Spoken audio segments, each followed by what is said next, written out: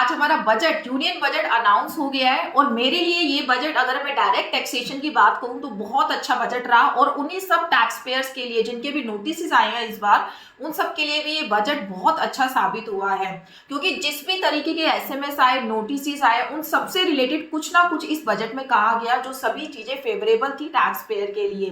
तो मैं आपको मेन मेन पॉइंटर्स बता देती हूँ, बाकी इन सभी चीजों से रिलेटेड डिटेल्ड वीडियो हम आगे जाके धीरे धीरे लाते रहेंगे। सबसे पहली बात, जो टैक्स पेयर सोच रहा था कि स्लैब रेट में कुछ चेंज होएगा, स्लैब रेट में कोई भी चेंज नहीं है बजट के अंदर। जो आपका फाइनेंशियल ईयर 2025-26 के लिए स्लैब रेट चलेगा, वही आपका नेक्स्ट ईयर के लिए भी एप्लीकेबल होगा। दूसरी चीज, रिटर्न फाइलिंग की ड्यू डेट से रिलेटेड एक बहुत बड़ी अमेंडमेंट बजट में देखने को मिली। बजट के अकॉर्डिंग अब जो टैक्स पेयर ITR 1 और ITR 2 यानी कि सैलरी इनकम और अदर इनकम, जिनकी अदर सोर्स ऑफ इनकम, जिनकी इनकम के सोर्सेज होते थे, उनकी रिटर्न फाइलिंग की ड्यू डेट 31 जुलाई हुआ करती थी, वो ही रहेगी। बट ऐसे टैक्स पेयर जो बिजनेस करते हैं या फिर प्रोफेशन में है, जिनके लिए ITR 3 या ITR 4 एप्लीकेबल होती है, उनकी ड्यू डेट को 31 जुलाई से बढ़ाकर 31 अगस्त कर दिया गया है। तो फ्यूचर ईयर्स के लिए आपकी जो ड्यू डेट रहेगी वो 31 अगस्त रहेगी। थर्ड इंपॉर्टेंट पॉइंट जो बजट में देखने को मिला वो था कि रिवाइज रिटर्न का जो टाइम होता है वो होता है अभी तक के लिए 9 मंथ रिटर्न, यानी कि 31 दिसंबर तक हम अपनी रिटर्न को रिवाइज कर सकते थे। बट बजट में इसको बढ़ाकर 31 मार्च कर दिया गया। पहले की अगर मैं बात करूं तो पहले भी हमारी रिटर्न रिवाइज का टाइम 31 मार्च होता था, बट इसको बीच में 9 मंथ्स कर दिया गया था। अब फिर से इस टाइम को बढ़ाकर 12 मंथ्स कर दिया और इस डेट को बढ़ाकर 31 मार्च कर दिया। उसके पीछे रीजन ये था कि जो लोग बिलेटेड रिटर्न फाइल करते हैं, उनकी बिलेटेड रिटर्न की लास्ट डेट भी 31 दिसंबर होती है। तो बिलेटेड रिटर्न फाइल करने के बाद अगर उस रिटर्न में कोई मिस्टेक हो जाए तो वो ठीक नहीं कर पा रहे थे, तो उन लोगों को एक्स्ट्रा टाइम मिल जाए, इसलिए रिवाइज रिटर्न के टाइम को बढ़ाकर 31 मार्च कर दिया गया है। इसके लिए आपको छोटी सी फी पे करनी पड़ेगी अगर आप 31 दिसंबर से लेकर 31 मार्च के बीच में अपनी रिटर्न को रिवाइज कर रहे हैं। तो इंपॉर्टेंट चेंज इस बजट में देखने को मिला, जो बहुत ही इंटरेस्टिंग चेंज था, वो था ITR U से रिलेटेड। अभी तक जिन भी लोगों को नोटिस आए, वो अगर अब अपनी ITR U फाइल करने के बारे में सोच रहे थे तो वो फाइल नहीं कर पाते थे। मेरे पास बहुत सारी क्वेरीज आती थी कि मेरे को नोटिस आ गया, लेकिन अब मेरे को समझ में आ गई है, मैं अपनी ITR U फाइल करना चाहता हूँ। तो हम सिंपली मना कर देते थे कि अगर आपकी असेसमेंट या रीअसेसमेंट प्रोसीडिंग शुरू हो गई है तो आप अपनी ITR U फाइल नहीं कर सकते। बट बजट में इसके ऊपर एक बहुत बड़ा ट्विस्ट देखने को मिला। बजट में ये प्रपोज किया गया कि अब आप अपनी ITR U reassessment proceeding start होने के बाद भी फाइल कर सकते हैं। इसके लिए आपको एक्स्ट्रा टैक्स 10% एक्स्ट्रा टैक्स पे करना पड़ेगा और इंटरेस्ट पे करना पड़ेगा। अगर आप अपनी ITR U फाइल करना चाहते हैं, रीअसेसमेंट प्रोसीडिंग स्टार्ट हो चुकी है, तो आप अपनी ITR U को फाइल कर सकते हैं।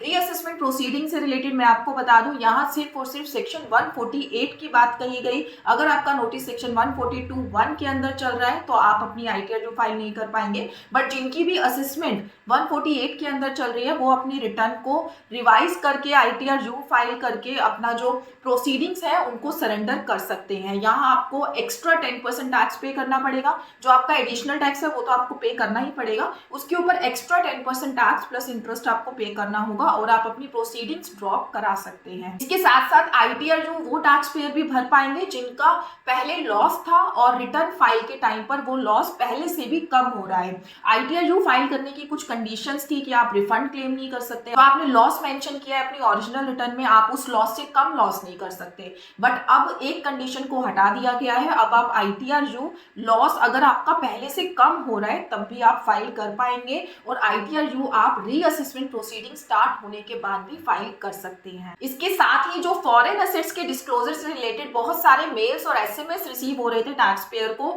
इससे रिलेटेड भी बातें कही गई बजट में। उसमें ये प्रपोज किया गया कि ऐसे टैक्स पेयर जिनकी छोटी छोटी इन्वेस्टमेंट है आउटसाइड इंडिया, जैसे कि जो सैलरी टैक्स पेयर है उनको RSU मिले हुए हैं, ESOP मिले हुए हैं दूसरी कंट्रीज के, बट उन्होंने अपनी रिटर्न में उसको डिस्क्लोज नहीं किया, तो अगर उनकी वैल्यू 20 लाख रुपीज से कम है तो ब्लैक मनी एक्ट के अंदर उनके ऊपर प्रोसिक्यूशंस एंड पेनल्टी इनिशिएट नहीं की जाएगी अगर वो अभी भी अपना जो ये डिस्क्लोजर है वो टाइम रहते दे देते हैं। तो वहां पर प्रोसिक्यूशंस और पेनल्टी प्रोसीडिंग्स को ड्रॉप कर दिया गया है, अगर आपकी investment outside India 20 lakh rupees से कम है और ये जो इन्वेस्टमेंट है इसमें इमूवेबल प्रॉपर्टी आपकी कवर नहीं की गई है। अब बात करते हैं पेनल्टी की। पेनल्टी से रिलेटेड भी बहुत ही मेजर ट्विस्ट देखने को मिला इस बजट के अंदर। पेनल्टी से रिलेटेड एक बहुत बड़ी बात कही गई जो कि हर एक टैक्स पेयर अभी तक कह रहा था। हमारे पास जितने भी केसेस चल रहे थे हमने सबको बोला हुआ था क्योंकि आपने डिडक्शंस गलत क्लेम करी है तो आपके ऊपर 200% पेनल्टी इनिशिएट होगी। तो उस टाइम पे टैक्स पेयर हमें कहता था कि 200% देना जरूरी है, अगर मैं 100% दे दूं तो क्या मेरा जो ये पेनल्टी है वो ड्रॉप नहीं हो सकता।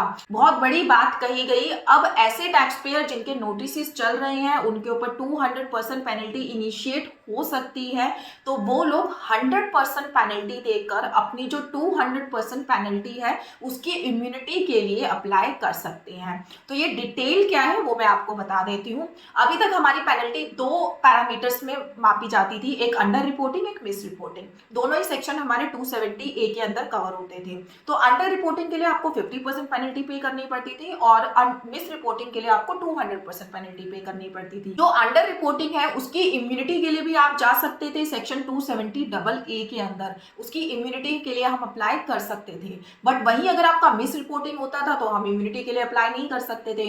बट बजट में ये प्रपोज किया गया कि अगर टैक्स पेयर अपना असेसमेंट ऑर्डर आने के बाद 100% टैक्स, इंटरेस्ट प्लस 100% जो आप उनका टैक्स है उसके ऊपर एक और बार 100% एज एन पेनल्टी पे कर देता है, तो जो 200% पेनल्टी उसके ऊपर लेवी होने वाली है उसकी इम्यूनिटी के लिए वो अप्लाई कर सकता है। तो इन शॉर्ट अगर मैं कहूँ तो 200% की जगह अब आपको 100% पेनल्टी देनी है, तो आप अपनी 200% पेनल्टी से छुटकारा पा सकते हैं। तो एक ये मेजर रिलीफ है उन सभी टैक्स पेयर्स के लिए जिनके भी केसेस चल रहे हैं। और ये जो अप्लाई होगा असेसमेंट ईयर 2025, 26, 26, 27 और इसके पहले की भी जो भी असेसमेंट ईयर है उन सबके ऊपर ये रूल अप्लाई होने वाला है। इसके साथ ही पेनल्टी के लिए एक और चेंज अनाउंस किया गया। अभी तक मैं अपनी वीडियोस में बोलती थी कि पेनल्टीज का आपको शोकोज नोटिस अलग से आता है, पहले असेसमेंट ऑर्डर आता है फिर पेनल्टी का अलग से आता है शोकोज नोटिस, कि आपके ऊपर पेनल्टी क्यों ना लगाई जाए। तो इससे रिलेटेड बजट में ये प्रपोज किया गया कि आगे से जो असेसमेंट ऑर्डर आप लोगों को मिलेंगे उसमें पेनल्टी भी इंक्लूड होगी।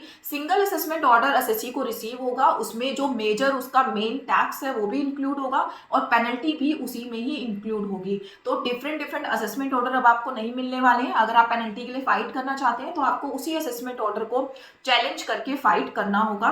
और फाइटिंग के दौरान अगर आप अपना केस अपील में डालते हैं, सीआईटी अपील, आईटीएटी, तो अपील के दौरान जो भी आपका इंटरेस्ट का मीटर अभी तक चलता रहता था पेनल्टी के अमाउंट के ऊपर उसको स्टॉप कर दिया जाएगा। इसका मतलब है कि जितने टाइम आपकी प्रोसीडिंग्स चलेगी अपील में उतने टाइम का आपको इंटरेस्ट पे नहीं करना, सिर्फ और सिर्फ पेनल्टी के अमाउंट के ऊपर। चाहे आपका डिसीजन कुछ भी आए, चाहे नेगेटिव आए चाहे पॉजिटिव आए, अब आपको पेनल्टी के ऊपर इंटरेस्ट पे नहीं करना अगर आप अपील में गए हैं तो ये छोटे बट बहुत ही ज्यादा मेजर चेंजेस इस बजट में देखने को मिले। मेरे अकॉर्डिंग ये बजट बहुत इंटरेस्टिंग रहा।